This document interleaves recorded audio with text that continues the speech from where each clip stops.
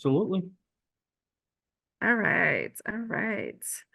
Okay. Well, welcome back to the Frontline Strong webinar series. I am one of your hosts, Manisha Leary, Program Manager at Frontline Strong. And as always, I'm joined with Kobe Taylor, FST5 peer and co-host of our webinar series. Hey, Kobe, how are you?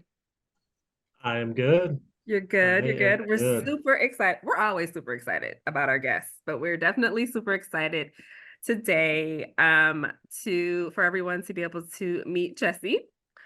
He has a very compelling story of strength and resiliency through addiction and depression and a couple other things. And so he's gracefully agreed to join us today and tell us his story and how he has been some places and he's fought his way back through that. So before we get started, we will thank him and his chief for allowing him to record this webinar today during the I think you're on shift, right? I Yes, am. yes, yes. So during your actual shift. So please thank your chief for us. A little housekeeping before we get started. As you guys always know, Frontline Strong Together is a mental health, behavioral health program for first responders and their families. We collaborate with MyCal to man our 24-hour 365 crisis and resource line.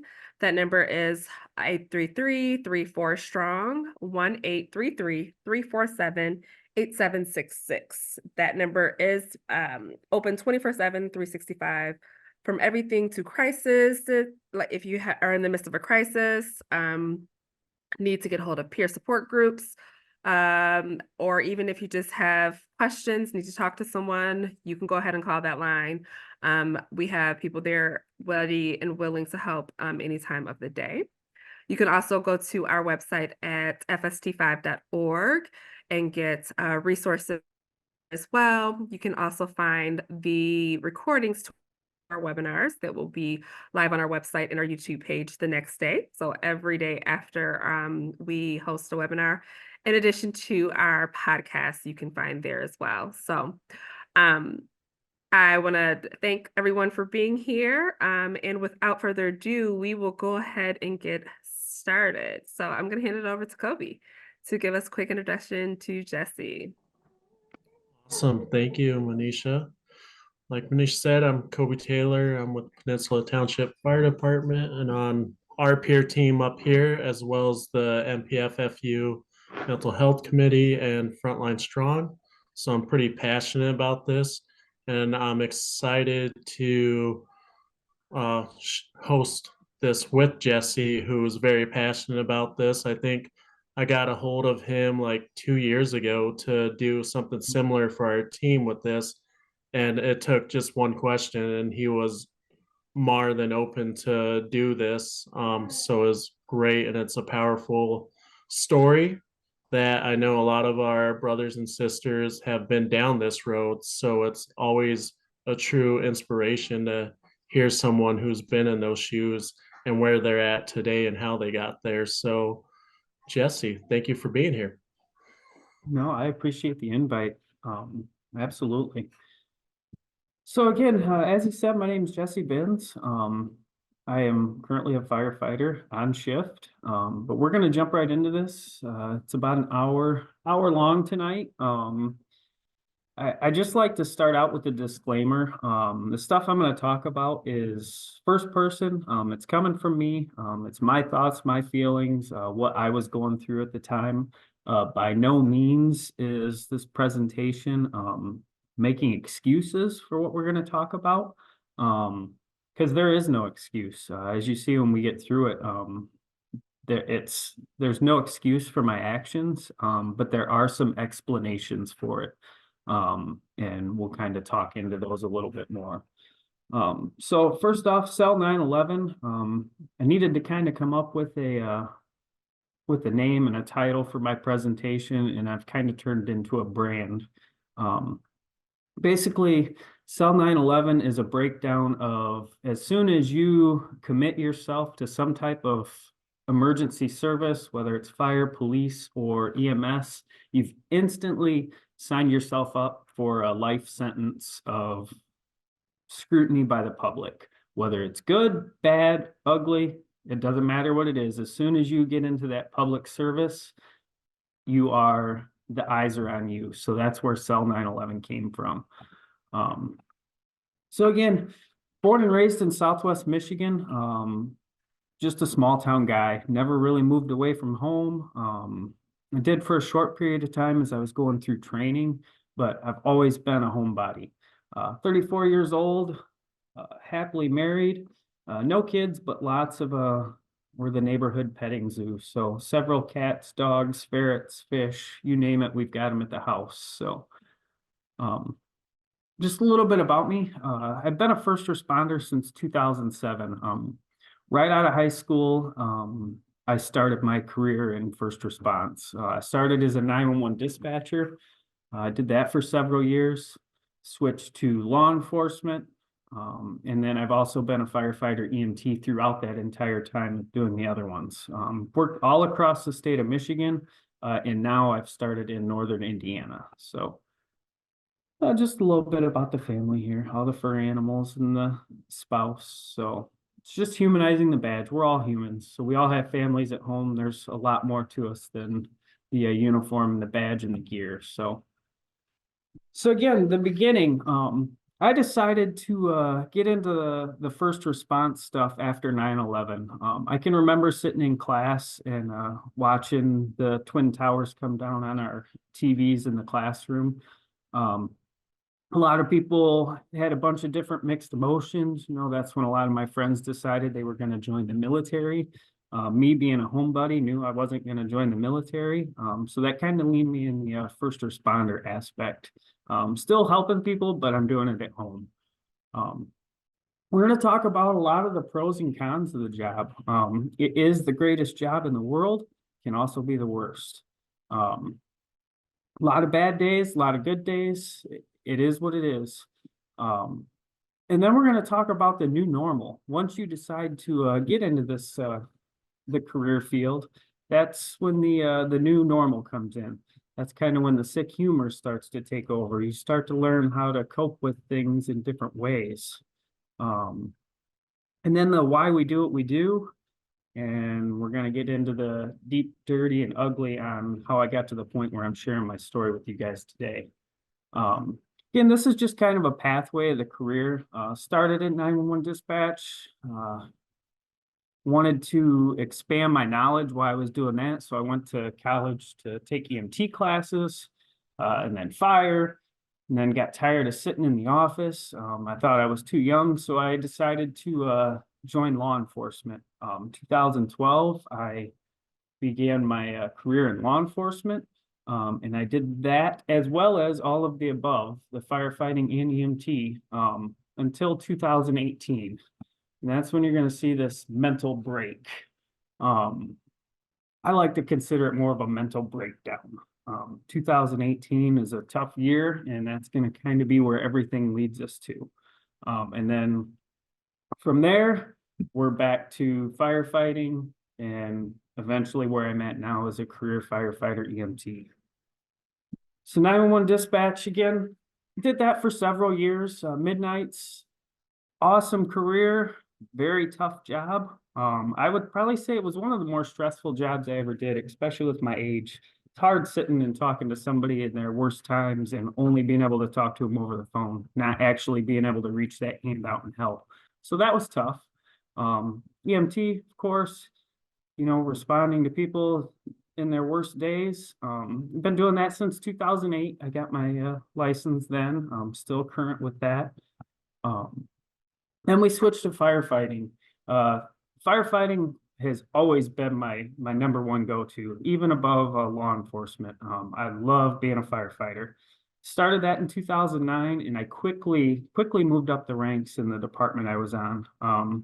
Did a lot of the PR stuff, started a Facebook page, got the social media rolling. That led to a lieutenant position, which shortly after actually led to an assistant chief position.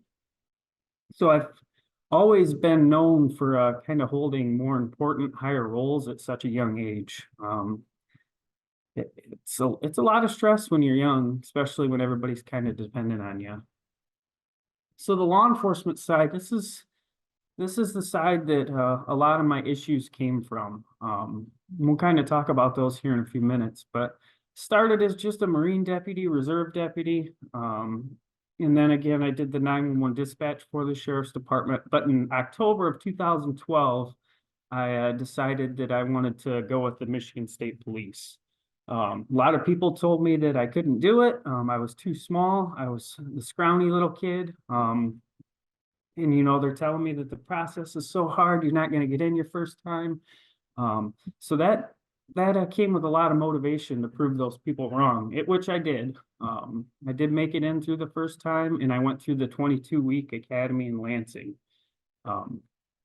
Even throughout my time with the state police, I got into the more important, stressful roles at a very young age.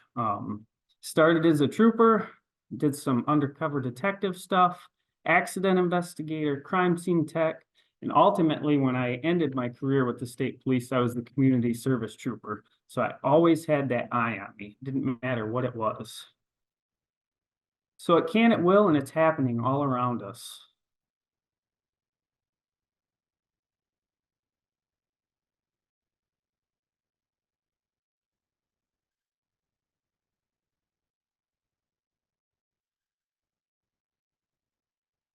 Hey, Jesse, we can't hear. Is there volume to this one?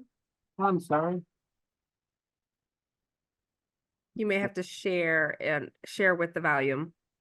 Uh-oh. Stand by.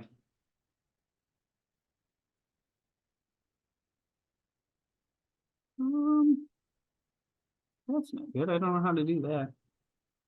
Oh, it's real simple. So just stop sharing. Okay. Stop sharing your screen. Okay. Yep. All right. Yep. And then go back to share. Okay. And then it should be in your left-hand corner just to Oh. say share with sound. Absolutely. Much easier. Huh? Yeah, right. It gives us a lot of little helpful hints. And it will not let me for some reason. No? No. Let's see. Yeah, it won't let me. That's okay. Okay. We'll make do. We'll make do. No worries. So, yeah, let me get back here. So throughout the career in first responders, we automatically get that stigma where we're held to a higher level. And we think that guess maybe we're superheroes, that this stuff isn't going to happen to us. We're above all others, I guess you would say. But these bad things are happening to us. Pictures you see here, actually my house a couple years ago, it burnt to the ground. So it happens, and the amount of people that said, well, you're a firefighter, I can't believe your house burned down. Oh, I'm sorry. I was a half hour away at work when it happened. This stuff happens to us. So it's all about how we process that. So you got to figure how tragic something like this is for the general person or civilian, but now, put this in your personal life as well as dealing with this stuff at work. So we're automatically putting way more stress on ourselves than the normal citizen. And sometimes it's the stuff that we least expect that has the biggest impact on us. So back in 2016, I was sent to a call, and this is kind of where everything started to go south with me. I was the first responding and lead trooper and investigator in a homicide. Got sent to a 2-year-old that had come out as a medical call. Ended up not being a medical call.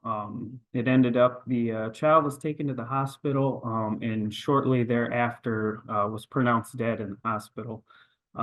It got really difficult because I actually went to the hospital and I communicated with this 2-year-old as much as you can with a 2-year-old. And I can remember saying, I just want to go home. I just want to go home.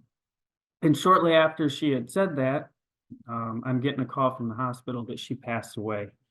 Pretty cut and dry. Person you see in the picture there was the only person home with the child at the time. All the evidence was there to show, that this is what had happened. But it didn't quite work out that way. So this case happened in 2016. That picture was taken of him in the courtroom 2 years later. It took over 2 years of investigating, interviews, presenting information to the prosecutor to get that person arrested. You want to talk about a helpless feeling. You've got this child's life in your hands, passed away, and you're fighting for her at this point, and it takes you 2 years to get the person that caused this death into jail. You go back to the investigation. With the state police, we were big in being very hands-on with the investigations, all the way from the point of doing this work at the scene to attending autopsies to all the court proceedings, all the entire way through. So after working this case an entire night, the night she passed away, I was actually ordered to go to the autopsy the next morning. I tried every excuse in the book to get out of it. I was tired. I didn't want to go, but I was pretty much told you had to be there. So I attended the autopsy. A normal autopsy takes anywhere from an hour to 2. The autopsy on this little girl was almost 8.5 hours long. It was absolutely awful. It was so bad they actually took a lunch break in the middle of it and asked me if I wanted to go to lunch. And at this point, I was just so out of it and didn't want to be there anymore, that I just kind of sat there in a blank until they came back and finished it. So those are some of the images that we get burned in our head that you can't get out. I can almost draw a picture to the T today of the steps of that process. So for me, this is kind of when it all begins to spiral out of control. I had kind of found this harmless escape. I lived 12 minutes from a casino. So I would go to work. After the work, I would go to the casino, have, a couple drinks, play some slots. It was just for me, it was an activity that I could shut my mind off. I didn't have to think. It was just kind of a little getaway. So that went on for a little while. And then we got to that line of, okay, maybe it's a little more now than just a harmless escape, after work. Which it was. It went downhill, and the gambling began, and it got worse and worse. And I like to throw this out there. We preach to others that if you see something, say something. But I can tell you that us as first responders, doesn't matter what field you're in, are some of the worst ones at taking that advice. We see our coworker might be drinking a little too much, or, at the casino a little bit too much, and we often just kind of brush it off and we don't say anything. That has since been getting a little better with all these programs out there, but it's still an issue even today. So we got to look out for one another.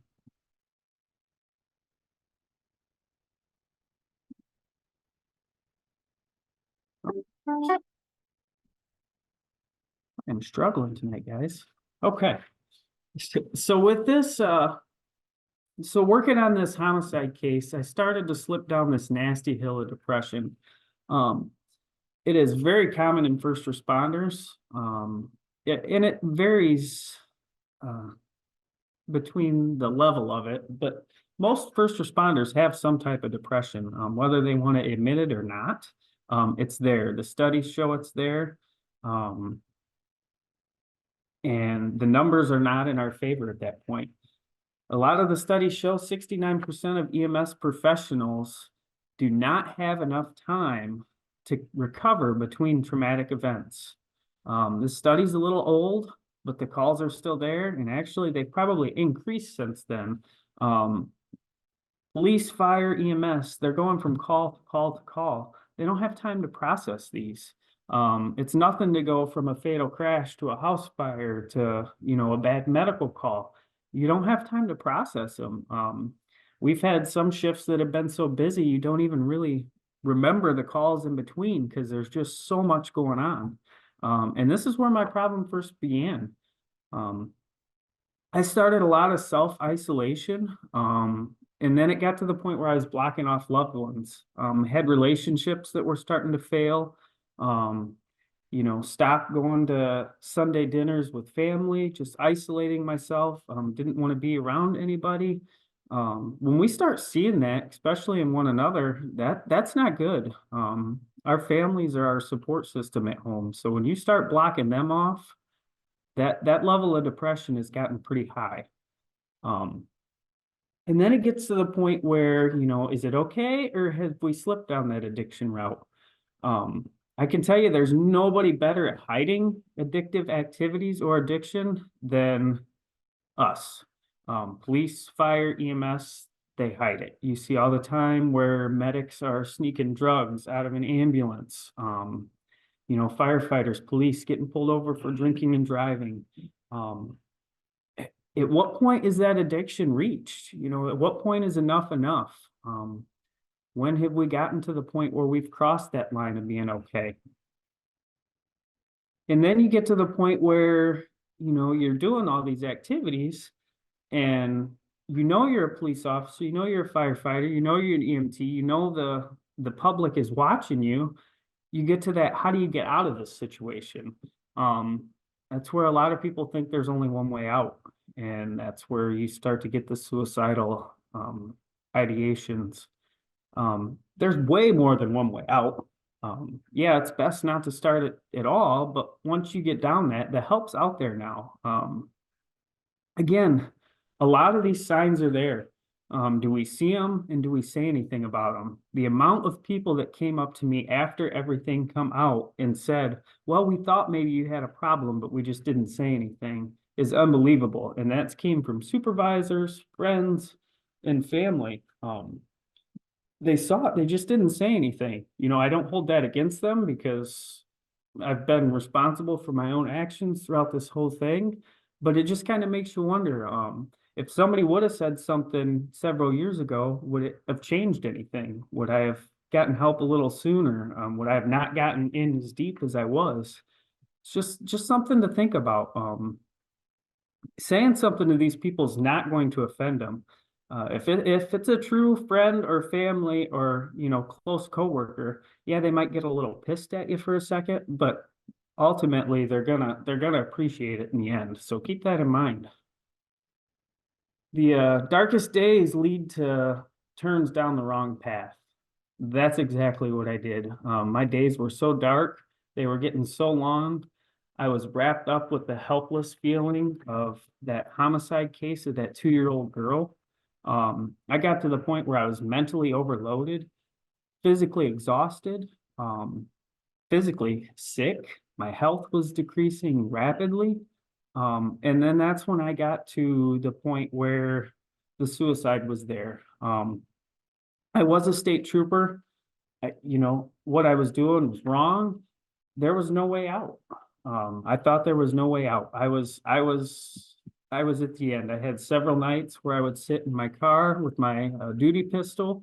I had a spot picked out. I had sat in that spot several nights, finding somewhere that I didn't know anybody that was working for fire, police, so that I knew that they wouldn't have to go through, finding a friend or coworker.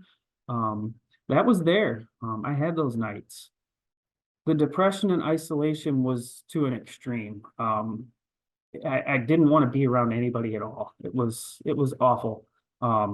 Again, relationship drastically failing. I had the entire weight of the world on my shoulders and I was crumbling. I couldn't hold it up anymore.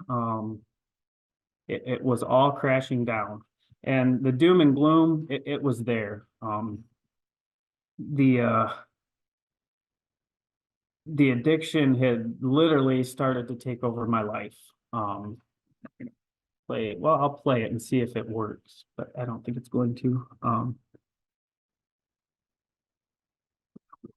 So the addiction started, and I'll call it an addiction now, but if you'd asked me then, no, I didn't have a problem. My trips to the casino, they increased. It wasn't just, after work every now and then. It was relying on it every day after work, sometimes before work, after work, several times a day. It got to be a lot. When that gambling increases, that obviously requires more money. That leads to why we're here today, where that money was coming from. It was not obtained in the smartest of ways. So again, we say it can't and it will not happen to me or my coworkers and family, but it does. It's all around us. The suicide, the depression, PTSD, there's still today people in this service that don't believe PTSD is a thing. It's upsetting to hear, but those people are still out there. So we still have some work to do. Anxiety, the addiction, mental illness, loneliness, scared, nightmares, night terrors. These are all things that people are going through right now. Our friends, our family, our coworkers, it's out there and they're going through it.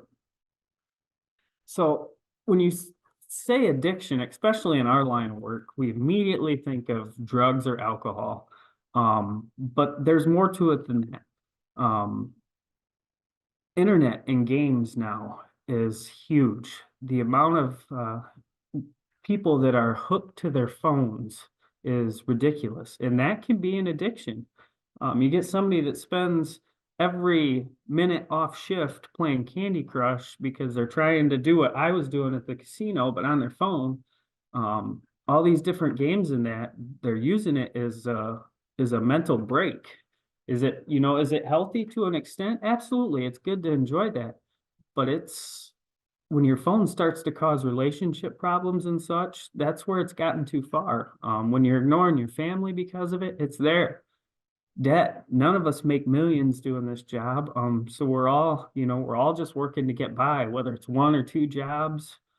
Shopping, that's gotten to the point now where people are getting addicted to that. When the Amazon drivers come into your house 5-6 times a day, that can be an addiction. The one that kind of sticks out the most that people don't think about is work. We get addicted to work. You think you got to pick up every shift that's open or every overtime spot that comes open. You always have to be there to help.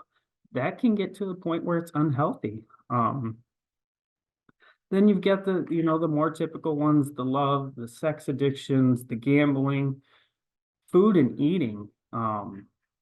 That can easily become an addiction and get out of line. And then codependency. These are all different things that people don't think of, but it can get to the point where it's out of control and it's an addiction. So, does any of that sound familiar? Do you have any of this going on at home now? There's no better time than now to talk about it and to work through it and to get it under control. So the impacts are real and it hits close to home more than we know. This article was put out by my assistant post commander from the state police just a couple of weeks prior to, I call it the day from hell, when everything kind of come crashing down. And one quote that she had in there is, because a police officer has courage doesn't mean we aren't affected by what our occupation requires us to face. Without proper ways to relieve this stress, police officers have an increased risk for divorce, poor health, and substance abuse. She hit it the nail on the head with that. That was everything I was going through, minus the substance abuse. I wasn't using drugs. Mine was gambling. But that stuff's all there. We know it's there. It's just that if you see something, say something. So again, when you look at the actual definition of an addiction, it's the fact or condition of being addicted to a particular substance, thing, or activity. doesn't have to be, like I said, drugs. It can be anything. Anything can lead to that addiction. And then I like the quote that Google has on there for their definition. He committed the theft of finances, drug addiction. Um, when we get to that point where we're addicted and you have to have something to survive, you will do whatever you have to do to make it happen. And again, most of the time, it usually leads down to some type of theft. And again, this was with drugs. Again, mine was addicted to gambling. So the turning point, when does a stress or mental relief go from an unintended criminal activity, or when does it go too far? That's the criminal activity is a pretty far step. Doesn't get much further than that. Unless somebody's getting hurt, that's when it's got too far. Mine was an unintended criminal activity. I was making self-justification excuses to myself for what I was doing to justify making it okay. There's not a single part of it that was okay, but in my mind, it was all a blur and it was okay. Again, taking money to feed a gambling addiction, that's not okay. Like I said, there's no excuse for it. Now that you sit back and look, it can be explained why it happened, but it doesn't mean it was right. Till this day, I question the who, what, where, when, and whys. It's all a blur to me. And that's pretty common against people of all sorts of addictions. It literally takes over your entire life. It makes you do things that you don't even think about. It's like you're a robot at that point. So we're going to tend to talk about rock bottom. Almost every addiction has one. One day it hit me. I hit rock bottom, and enough was enough. A lot of people think that, I was caught in like this big investigation or something with the money that I was taking, but that's not the case. The only reason that they found out was because I told them.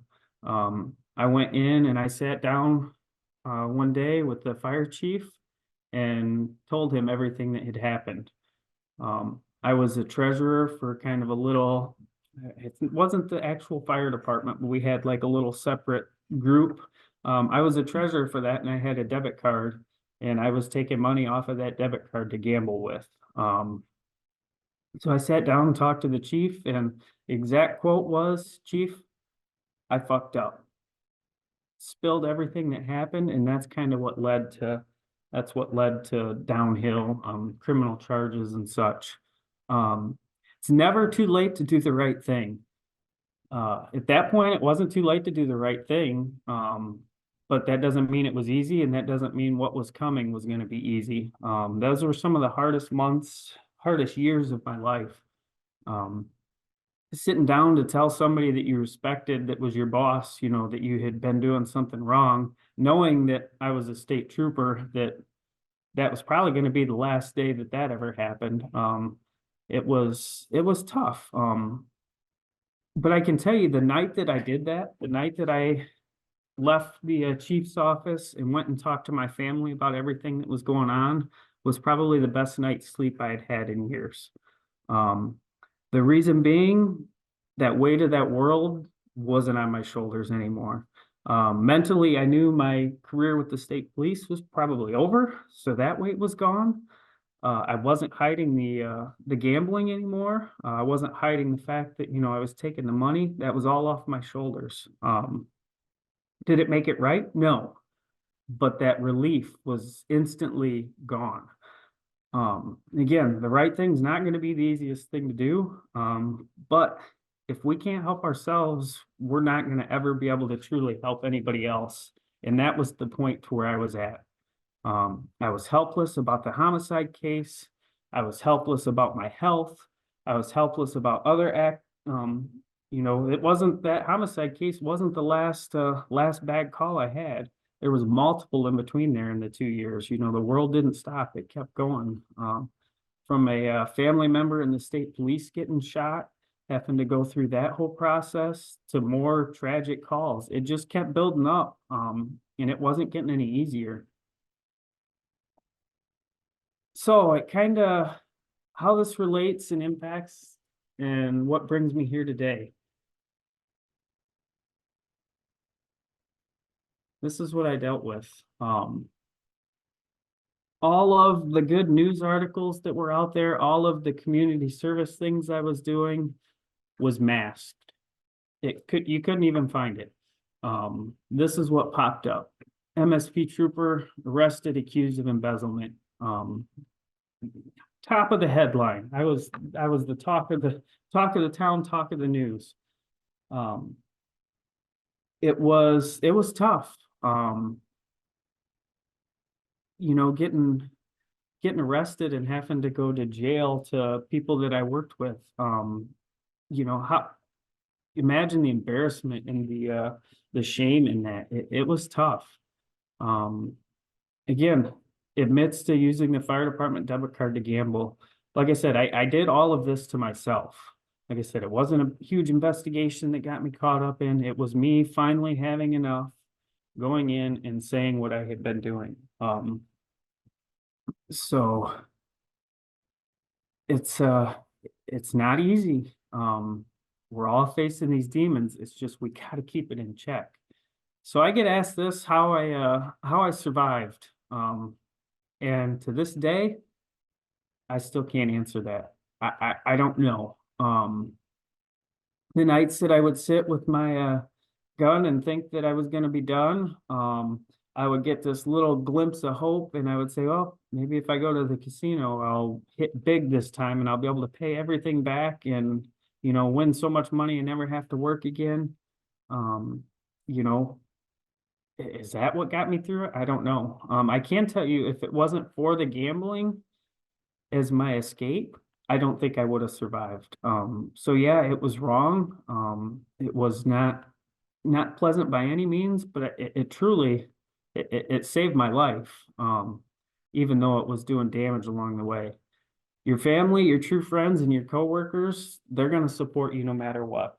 To this day, the lieutenant that came to the post and took my badge and gun is still one of my best friends, and I talk to her all the time. She understands. We've talked about it. She's helped me kind of work through this whole process. She even came to my court dates and that when I was at my worst days, she was there by my side.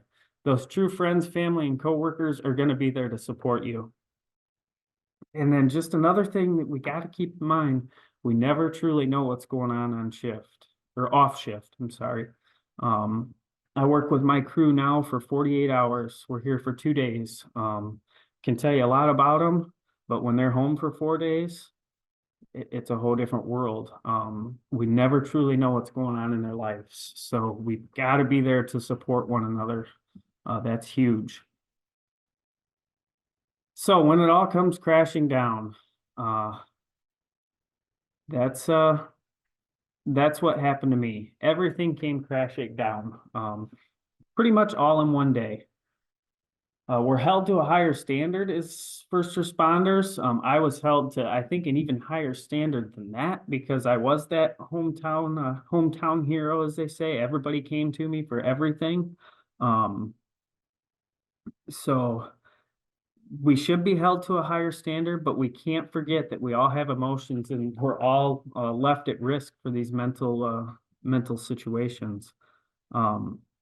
Till this day, I can tell you the exact moment that my world came crashing down. I can go over the details of that day, from leaving the casino to driving from the casino to the fire station to sitting down talking to the fire chief, from leaving the fire chief and going to my family and telling them. I can remember the details of that day. And to me, that's just it's shocking because the addiction itself is a blur, but I can remember some of the details about literally probably the worst day of my life. The hardest part can be for asking for that help. But it's life-changing when you do. We've gone as first responders, we're the ones that people come to for help. So reversing those roles can be extremely difficult. So now the cat's out of the bag. Fire chief knows what's going on. State police know what's going on. The news has the story. You go from Googling my name, the life-saving awards are gone, the PR events are gone, all the public relations stories are gone. This is what you see. All across the feed are my picture from the academy, all the stories of the embezzlement, all the different news sites covering it. You know, they were out there fighting for that, the most clicks, the most likes, the most shares. That was the hot story. That led to, I received death threats. A lot of the comments that people were making on these Facebook posts and social media posts, you know, telling me to go kill myself. I was worthless, disgrace. You know, the suicidal encouragement from the public, media harassment. It was nothing to have a news media van sitting in my driveway trying to get me to make a statement.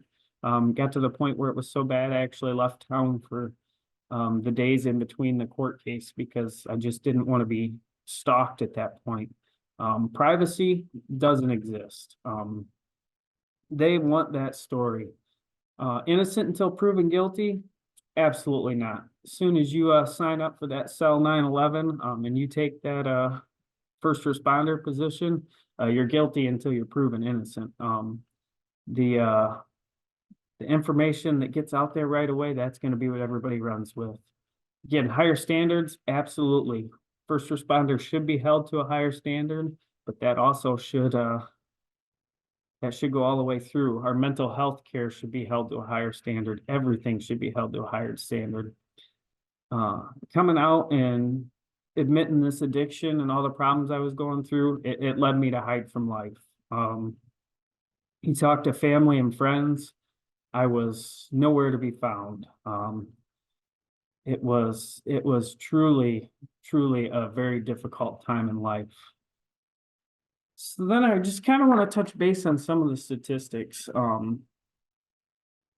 There's not a ton of studies recently to do with the mental health of first responders, but the ones that are out there are scary.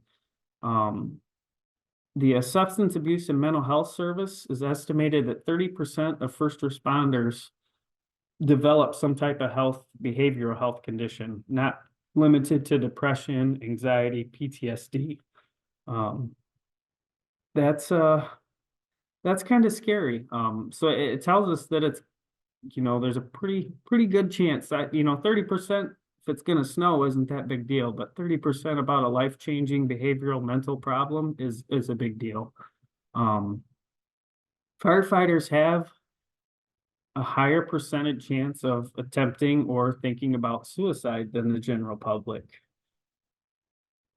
The one that kind of hits hard is first responders are more likely to die of suicide than you are line of duty death. To think that these guys and girls are out there and their risk of committing suicide is higher than dying in a house fire or in a, you know, tragic call is just, it's sickening. And that's unfortunately not getting better. We see it all the time. These guys are ending their lives because they think that's it. There's no other way out, and that's just not the case. Heroes on the street often face the darkest battles within their heads or behind closed doors and at home. That is 100% accurate. We can be the biggest, baddest, badass firefighter, police officer on the street, and we could get home and close that door and have a mental breakdown and cry like we're a toddler. This stuff happens. Is there any immediate fix for it? Absolutely not. You know, we're still going to have fatal house fires. We're still going to have shootings. We're still going to have these tragic events. It's just all about how we handle it and process it afterwards. Today's stereotypes versus yesterday's. If you talked about, you know, 5, 7, 8 years ago, if you mentioned a critical stress debriefing after a major call, you were called a sissy. We didn't attend those. We didn't talk about our feelings. We didn't ask for help. That's just the way it was. They'd make fun of you. My nickname at the state police post was Dr. Death because it seemed every call I went to, somebody was dying, whether it was a crash or anything, somebody was dying. Those times have changed. People are starting to ask for help now, which that's great. The resources are out there. I know the International Association of Firefighters has great resources. You guys are out there. The phone numbers are there. Everything's there. We've kind of broke down, again, with the debriefings, and we've changed the classification of a major incident. Major incident doesn't need to be the train derailing and hundreds of people hurt. I know for me, a major incident could be going to a small child that's hurt or deceased now. For me, that hits hard because of everything I went through with the homicide case. So that's a major incident. We've changed the classification of that, which is great. You know, a big call to you might not be a big call to me. We're adapting more. We're starting to learn the signs and symptoms of first responders in distress. Again, the see something, say something. We're getting better at it. We're still not pros at it. Like I said, we're still seeing this stuff. We're still letting it slide by. We've all got to do better. Again, what do we do if we see somebody that's in distress? You know, is it a close enough coworker, friend, family that you can talk to them? Or do you need to reach out to the services through your department or agency to get that help? These are all questions we should be thinking about, because I can guarantee you that somebody right now, somebody out there, first responder, friend, family member, is going through this right now. They're facing these demons that you can't see, and we need to be there to help them. So the reason I'm here today talking to you guys is not to seek sympathy or make excuses, but to tell you it's okay to screw up. We're all humans. It's okay to do the right thing afterwards. I'm here to share my story to let you know that, you know, you're not the only one struggling. You're not alone. I've been there, still have bad days. The path I traveled during my dark days was the wrong one. So I'm here to hold that road sign to try and point you down the other path. I don't want anybody to have to go through what I did. Again, it was brutal, but it's all part of the process, unfortunately. You know, the alcoholic that drives drunk, if you get arrested, yeah, you're going to have some tough days, but it's not the end of the road. Of course, we want to try and stop it before it gets to that point, but it's part of life. I was ashamed, I was embarrassed, ego-driven, and frankly, I thought I was too good to ask for help. That is 100% the case.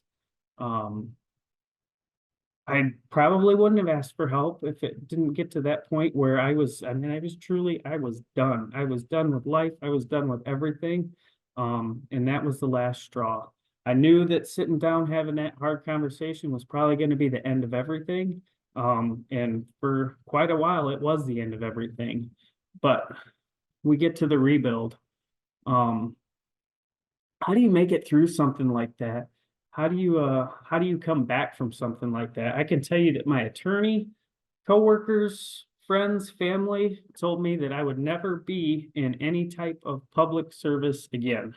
To have your attorney tell you that, you know, the one that's you're paying to fight for you, that hits pretty hard. You know, but I wasn't okay with that. Really, I didn't know anything else. Ever since high school, first responding was the only thing I had ever done. That was the only thing I knew. Not the brightest crayon in the box. So, you know, I didn't have many options.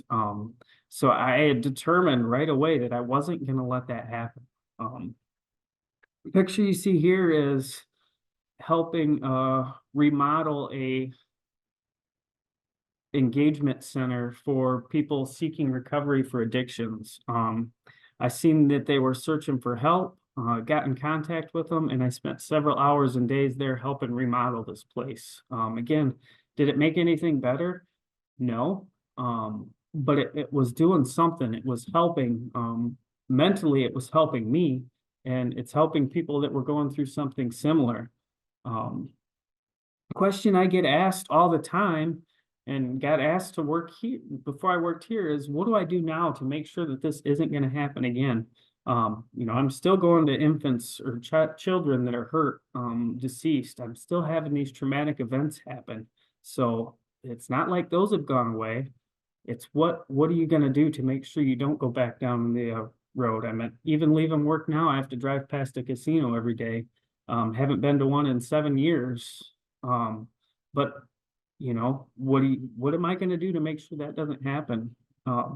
Opportunities. There are still going to be opportunities out there, but they're not going to be handed to you at this point. I had to fight for every opportunity that I had and still have today. It was a struggle.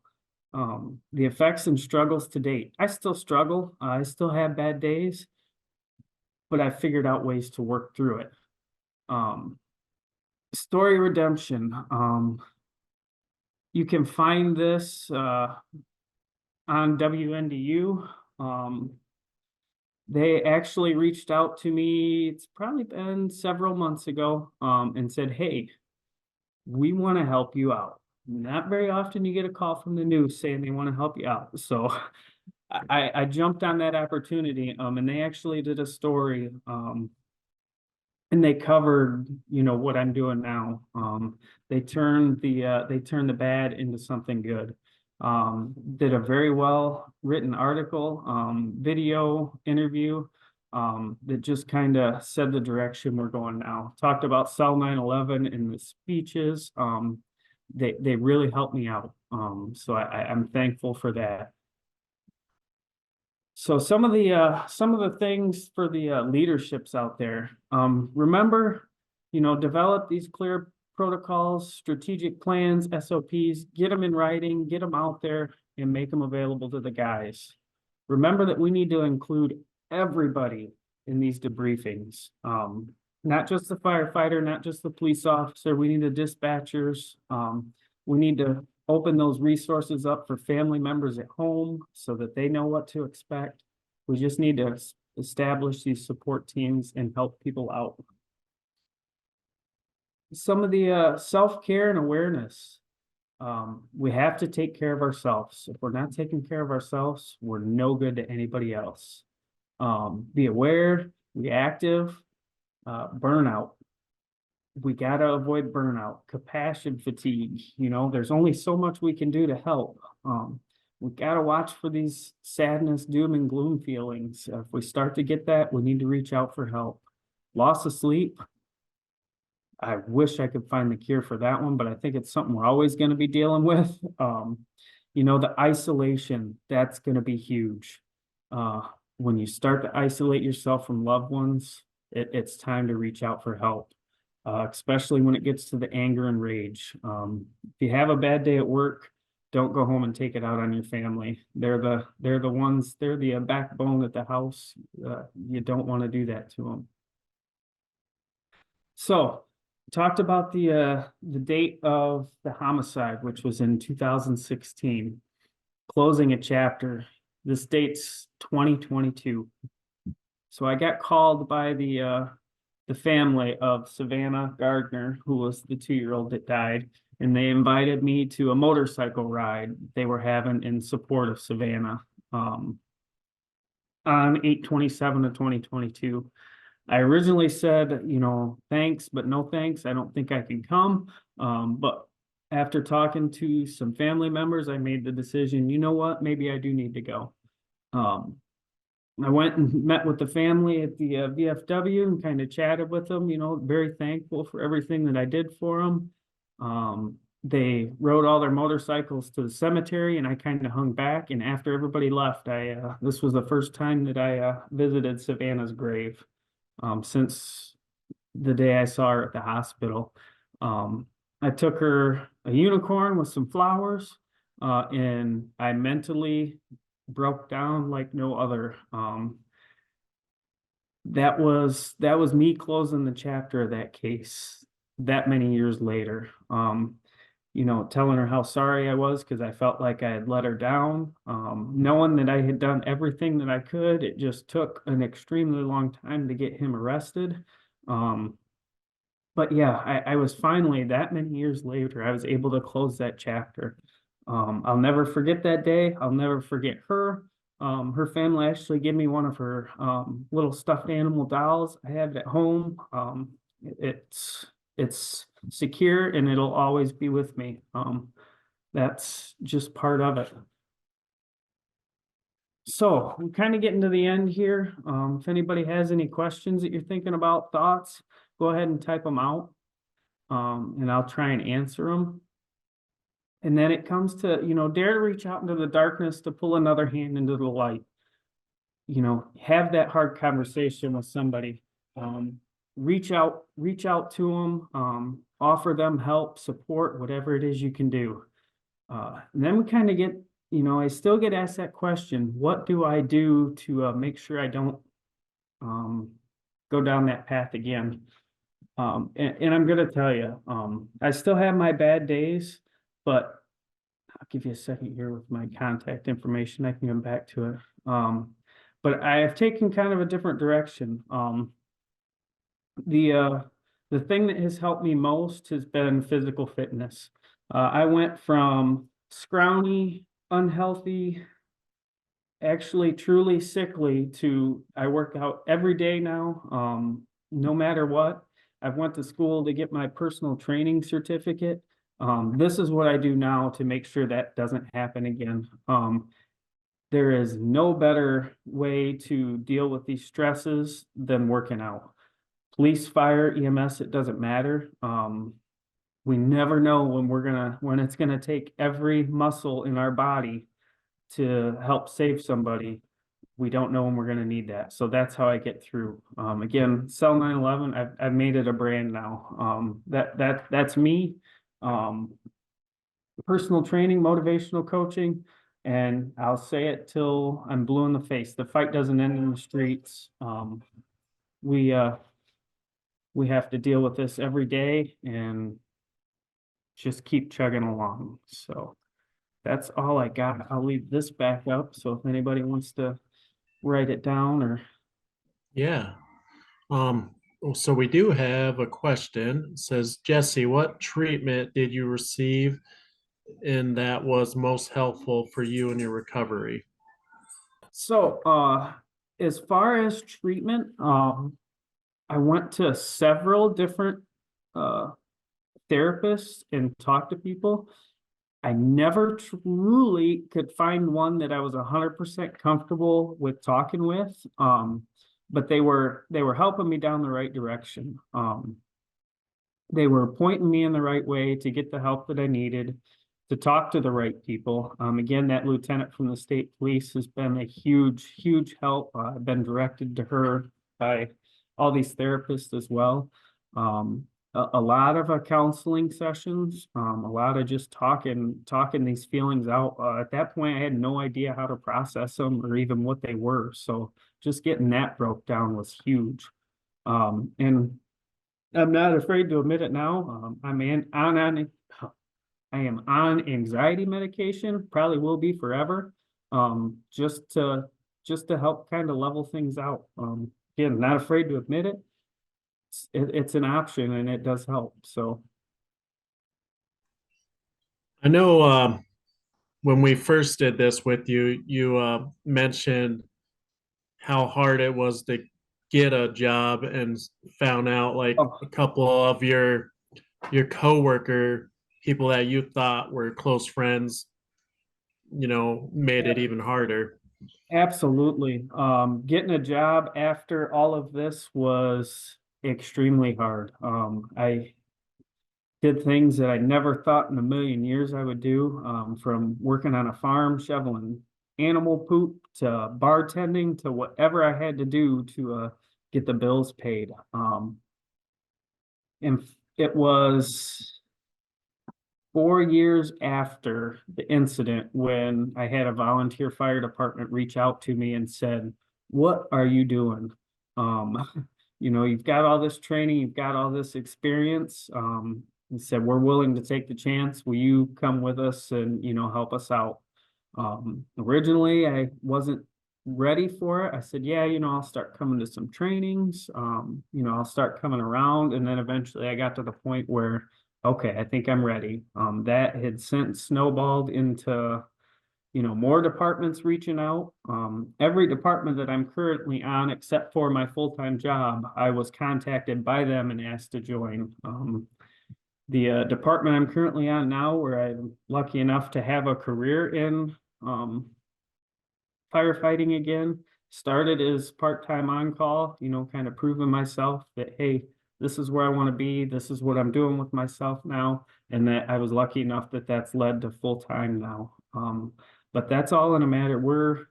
We are coming up on 7 years now since this all come about. So it wasn't an overnight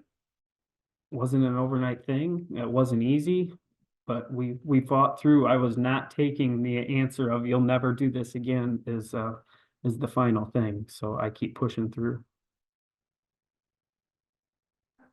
Awesome, Jesse, that your story is amazing.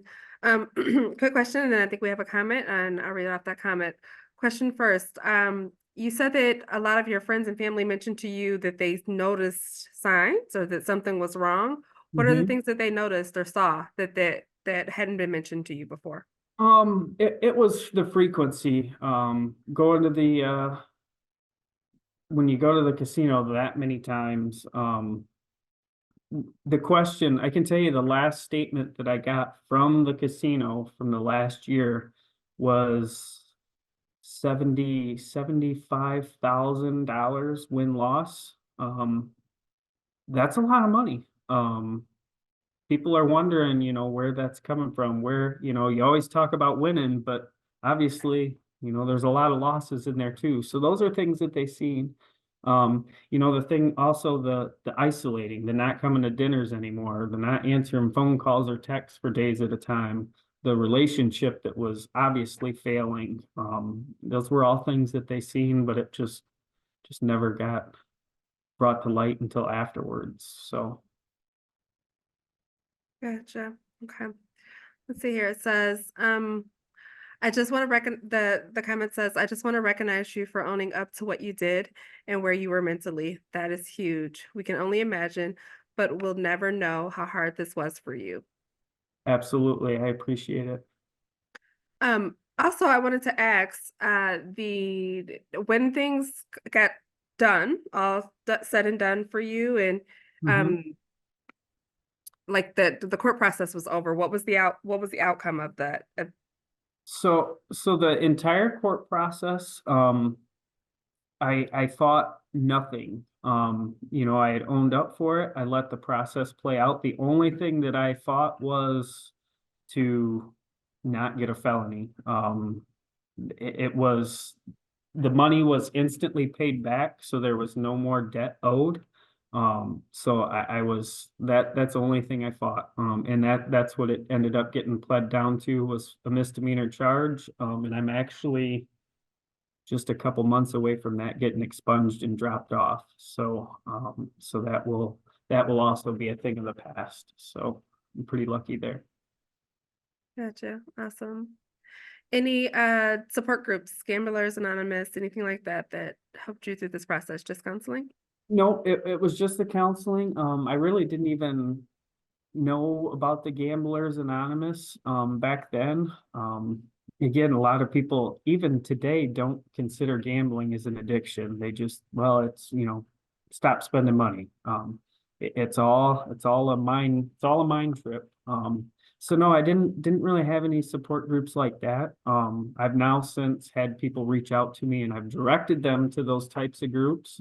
But no, myself, I don't know if it would have helped.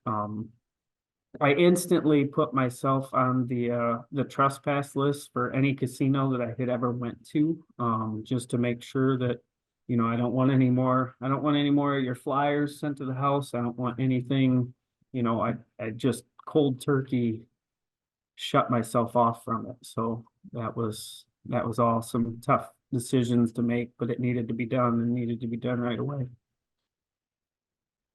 Gotcha. So we have another comment. It says, thank you for sharing your experience. And then it says, what would you have wanted from a therapist for a connection? So I think it would have been, I would have liked to have talked to somebody that was more familiar with the first responder side of it. I just couldn't get that connection of, yeah, they can understand, you know, some of the stuff we go through, but it would have helped having somebody that had been through it. So yeah, that was huge for me. Yeah, I think if I could have found somebody with previous fire or volunteer experience of some sort, just to get a connection of, yeah, you know what it's like, I think that would have helped. But I had no luck at that time finding anybody. Gotcha. Toby, you got What this? did you yeah, Mhm. what did it make you feel like when you would go and gamble?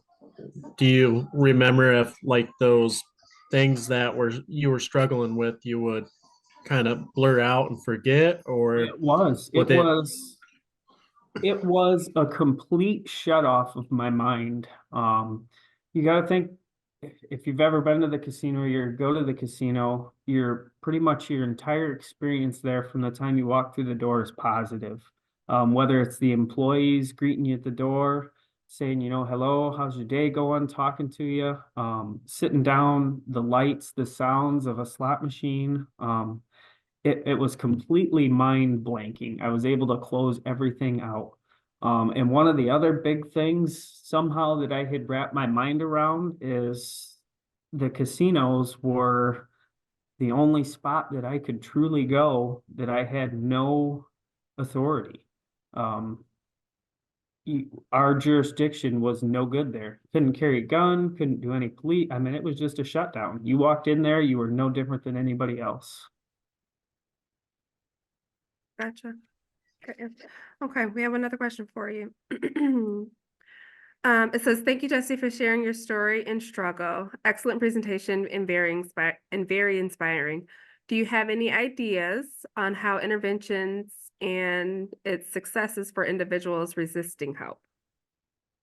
Yeah, so unfortunately, you can't truly help anybody until they get to some point where they're either on that fence of wanting help or they've kind of jumped over and they want the help. I have had a couple of people that have reached out to me anonymously asking for help. One person in particular they were at the end, they were having the suicidal thoughts. But I went months talking to this person and had no clue who they were. It was a kind of a bullcrap email address they created to contact me. They knew who I was personally and through work relationships, but I had no clue who they were. Um, and at that point, it didn't matter to me. I didn't care who they were. They were, you know, they knew me. They knew what I'd been through. They were asking for help. So I was able to talk to them. Able to kind of direct them down the path that I went to, you know, getting help, whether, you know, working out, talking to people. And they have since made a huge comeback, still doing emergency services. They've lost almost 200 pounds. They're just doing great now. So yeah, it sucks to say, but until that person is, like I said, on that fence of wanting help, it's hard. You know, if you can see the signs and you can talk to them, maybe you can talk to them and just like, hey, I think you need some help. This is what I can offer you, or just striking that conversation. You can try and lean them towards that fence to get help. But yeah, we just got to know it's okay to accept it and it's okay to ask for it. Great. Thank you for that. If there's no other questions, Jesse, thank you so much for being here today. Your No, presentation was excellent, no excellent. problem. And I'm Such kind an of glad the amazing job. videos didn't work because that would have put us way over. So everything happens for a reason. Absolutely, absolutely. And if it, we will go ahead and also share, again, this presentation will be shared on fst5.org. And if you, tomorrow for sure, but it'll be up on our YouTube page and on our website very soon. And then also there, if you want to share those videos with us, Jesse, we can also get those two uploaded or on the website too if we can. Absolutely. I'll get you the link to a couple of them. So not Okay. all of them, but there are a couple of good ones that I'd like to get out there. So Perfect, perfect, awesome.